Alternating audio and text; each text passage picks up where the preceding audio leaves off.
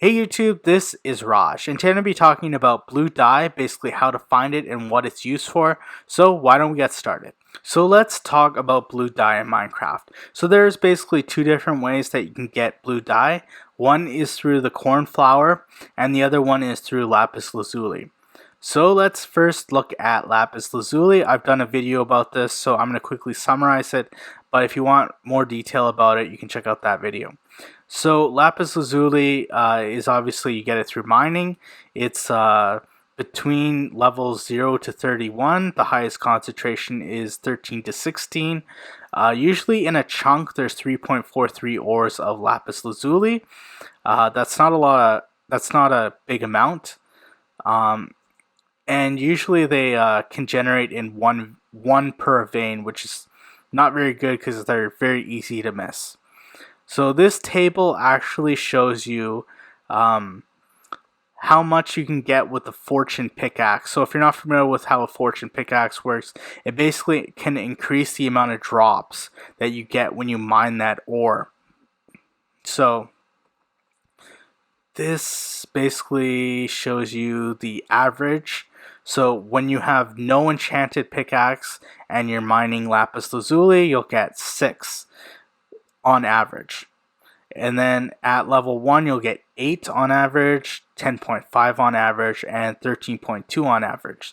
So if you're using it for dyes, that's actually a decent amount, I would say. If you could, especially if you get 1 ore, getting 13 lapis lazulis per 1 ore is pretty decent, but that's also an average. It could be lower.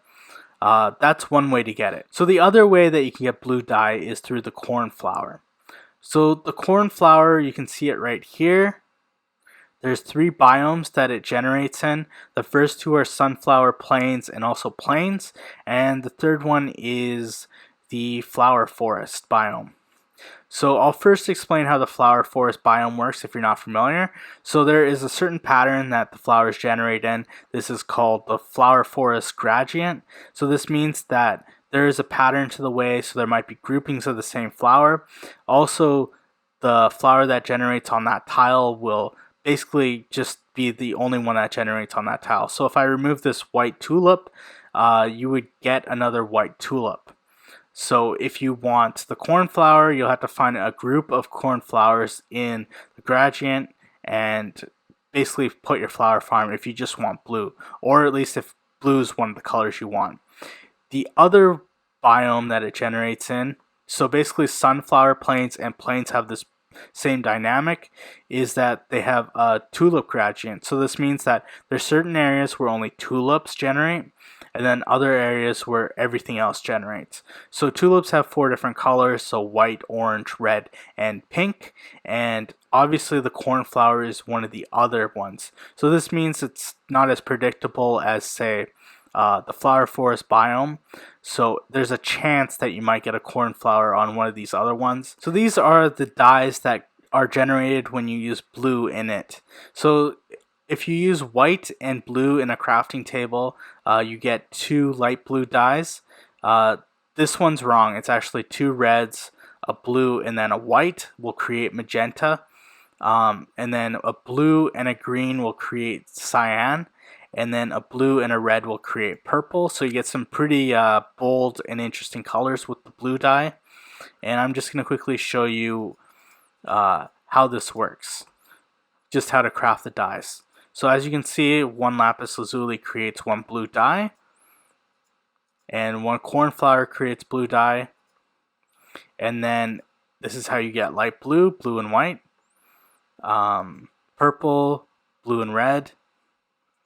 And then magenta, so blue, 2 reds and a white, and cyan, green and a blue.